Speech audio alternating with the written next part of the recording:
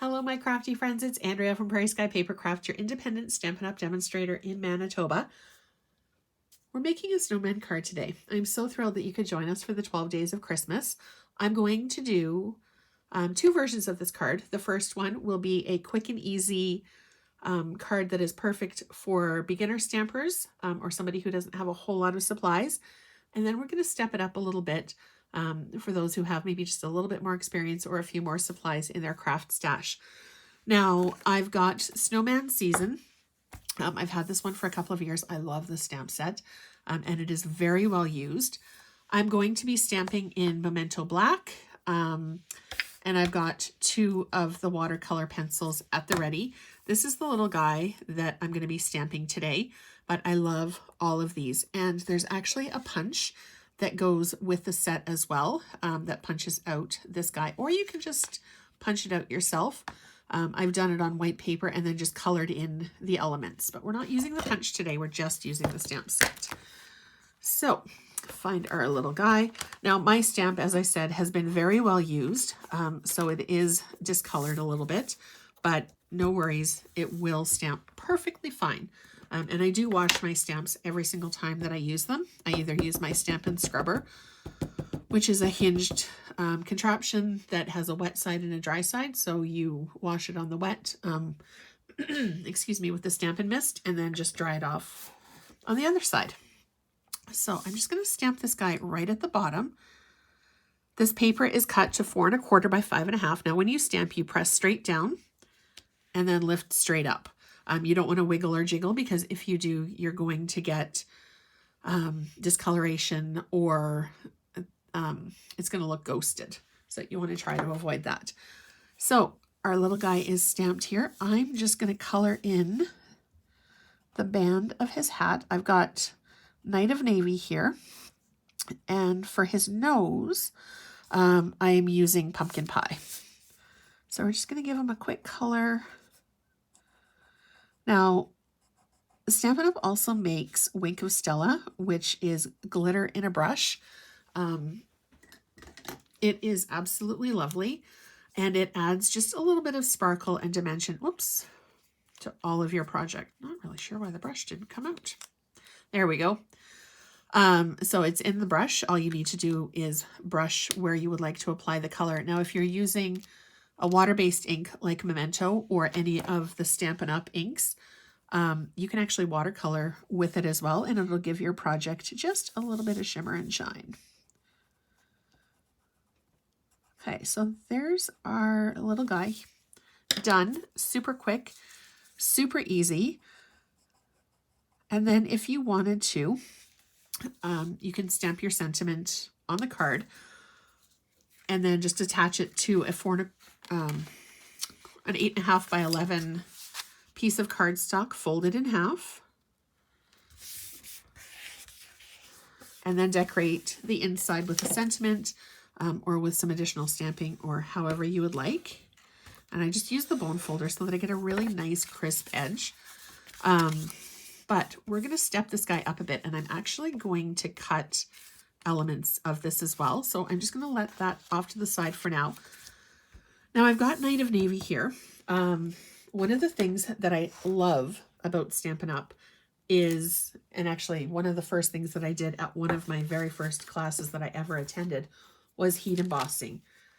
And I absolutely loved it. It really adds quite a bit of wow to your project. And it's really fun to watch it melt. So I've got Versamark here. It's well loved, but the color's not going to transfer. So I've got the snowflakes, and I'm just going to randomly stamp snowflakes. Versamark is tone on tone. It's good for watermark stamping. It's good for heat embossing.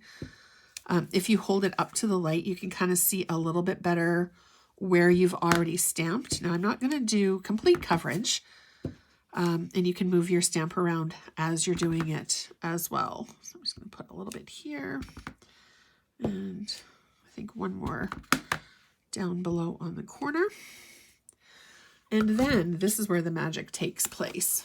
So I've got my white embossing powder. I just use these little containers from the dollar store. Now you do want to be careful not to touch the surface of your card because the oils on your hand can transfer and the embossing powder will stick to the oils. If you have an embossing buddy, or you can use a little sock with some cornstarch in it or baby powder, and just tap off the extra. Now, if you do get some embossing powder where you don't want it, all you have to do is flick it off. All right. And then I always close my embossing powder before I start the next step because I live in constant fear of it hitting the floor and going everywhere. You're going to need a heat tool. A hairdryer will not work for this. It doesn't get hot enough, but you're just going to take your heat tool and circle it over top of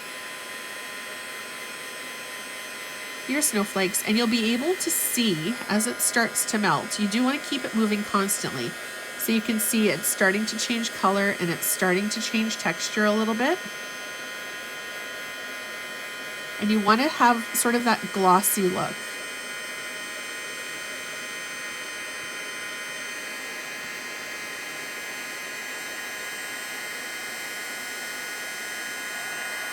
And it kind of bubbles up a little bit to let you know that it's finished.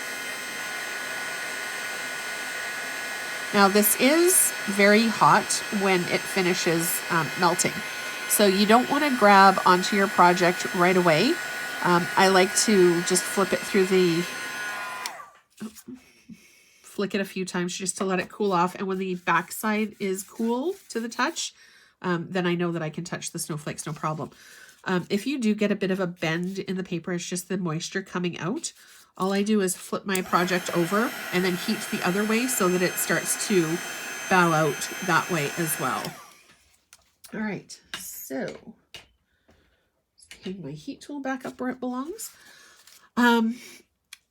So we could have our card just finished like this with our sentiment on it, but I am going to use my paper trimmer here to trim our snowman.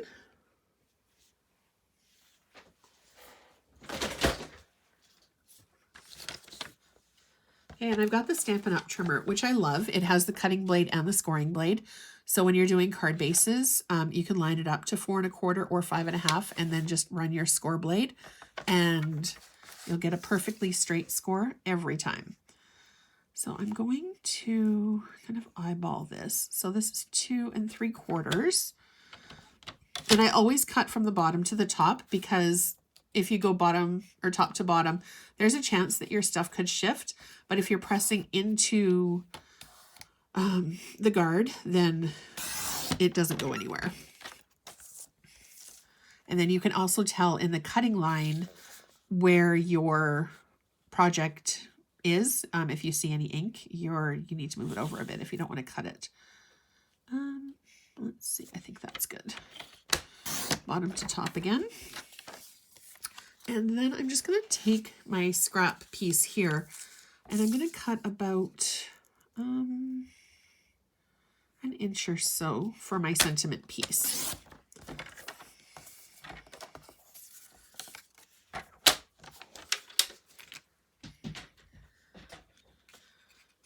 And I just happen to have my trio punch here. It's got this little filigree, a corner rounder, and a ribbon hole. I'm just going to use the corner rounder, and there's 2 guards. So you stick your piece of paper in where the guards are so that it doesn't move, and then just press. I'm going to do 3 of the 4 corners. Oops.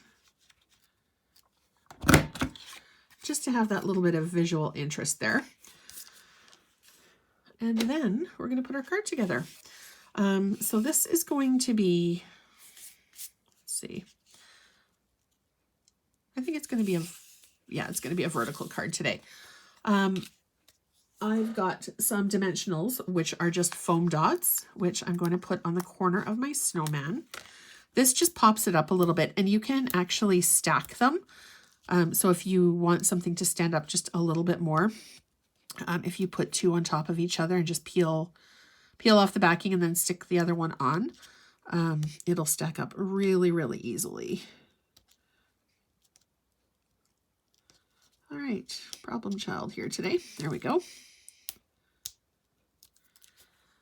So we're going to stick our snowman kind of center-ish. And then I'm going to take my banner piece and I'm just going to grab our sentiment. I think I'm going to do Merry Christmas or Let It Snow. You know what? I think I'm going to do Let It Snow today after I stick everything back into the stamp case.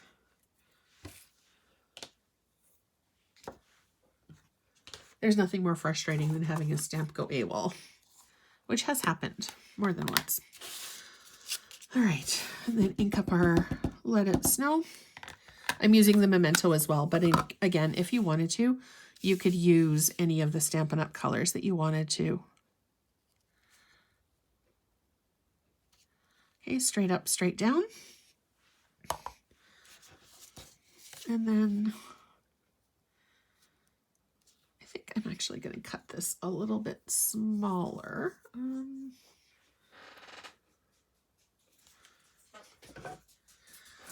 If you have a punch, you can use that. You don't have to use your punches for the full shape. Just kind of eyeball it to center.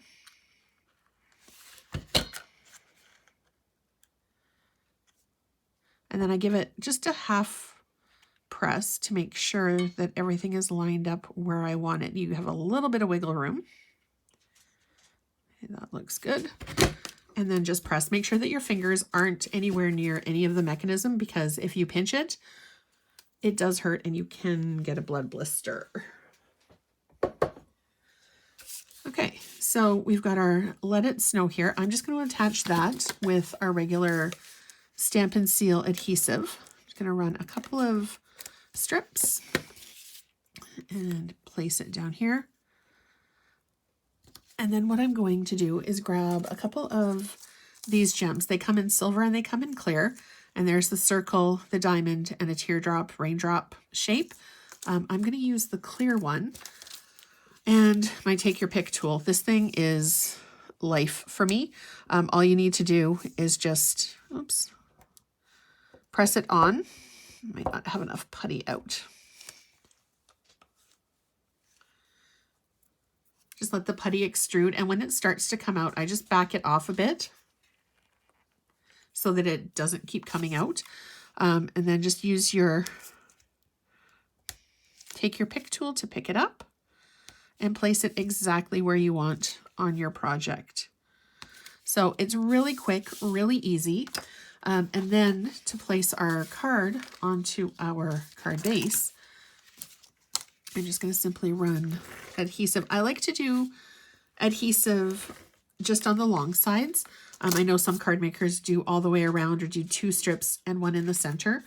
I find the Stampin' Up! Adhesive is really, really good, so I don't need to put a whole ton.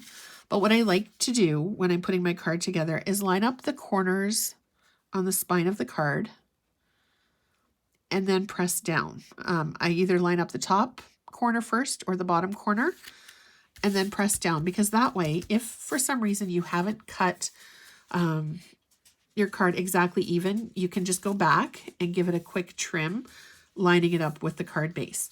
So there is my first project for our 12 Days of Christmas completed. Let me know what you think in the comments down below, and if you have any questions, please reach out to me. Thank you so much for watching. See you soon.